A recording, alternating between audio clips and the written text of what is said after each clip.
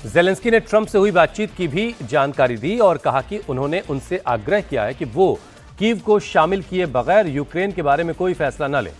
Zelensky ने कहा कि मॉस्को अगर हमारे सैनिकों को हमारे क्षेत्र से बाहर निकालने की शर्त रखेगा तो इसका मतलब होगा कि वो सीज़फायर नहीं चाहता है।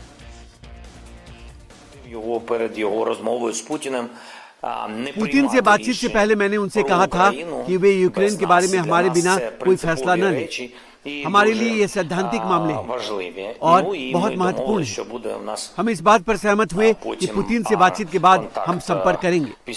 कोई भी हमारे सैनिकों को हमारे अपने क्षेत्र से बाहर नहीं निकालेगा। यूक्रेन की संप्रभुता और क्षेत्रीय अखंडता की रक्षा करना मेरा संवैधानिक कर्तव्य है, हमारी सेना का कर्तव्य है। यदि रूस हमारी भूमि से हमारे सैनिकों को वापस बुलाने के लिए शर्तें रखता है, इसका मतलब है कि वे युद्ध विराम नहीं चाहते और वे युद्ध समाप्त नहीं करना चाहते, क्योंकि वे स्पष्ट रूप से समझते हैं कि यूक्रेन ऐसा नहीं करेगा।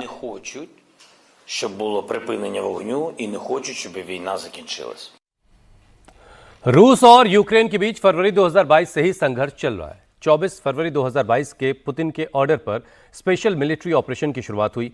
पुतिन ने डोनेस्क और लुहांस्क की स्वतंत्रता की घोषणा की थी, जिसके बाद ज़ेलेंस्की ने यूक्रेन में मार्शल लॉ का ऐलान किया। रूस ने यूक्रेन के 18% हिस्से पर ऑपरेशन किया। यूएन के मुताबिक 2024 तक 10,000 से ज्यादा नागरिकों की मौत हुई।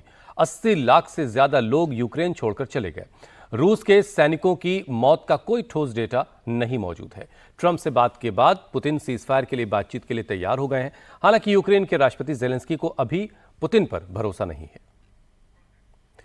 तो बातचीत होगी, यह साफ हो गया है और करीब 2 घंटे तक ट्रंप ने पुतिन से बातचीत की है, ज़ेलेंस्की से भी बातचीत हुई है और उसके बाद यह साफ हो रहा है कि अब बातचीत का रास्ता खुल रहा है। लेकिन अभी बातचीत किन किन पॉइंट्स पर होगी, यह साफ होना बाकी है।